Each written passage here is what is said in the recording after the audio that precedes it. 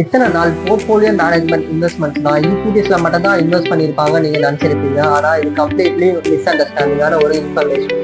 அதுக்கு முன்னாடி இந்த மாதிரி மிஸ் அண்டர்ஸ்டாண்டிங்லாம் கிளாரிட்டி கொடுக்குற நம்ம பேஜை ஃபாலோ பண்ணிக்கோங்க. ஹை நெட்வொர்க் இண்டிவிஜுவல், அதுக்கப்புறம் அல்ட்ரா ஹை நெட்வொர்க் இண்டிவிஜுவலான ஒரு ஃபேவரட்டான இன்வெஸ்ட்மெண்ட் அப்படின்னு பார்த்தீங்கன்னா இந்த பிஎம்எஸ் அப்படின்னு சொல்லுவாங்க. பிஎம்எஸ் அவங்களோட இன்வெஸ்ட்மெண்ட்டை ஈக்விட்டிஸ்ல மட்டும் இன்வெஸ்ட் பண்ண மாட்டாங்க, அவங்களோட பியூர் டெப்ட்லயே இன்வெஸ்ட் பண்ணுவாங்க. அது பிஎம்எஸ் டெப்ட் ஃபண்ட்ஸ் அப்படின்னு சொல்லுவாங்க.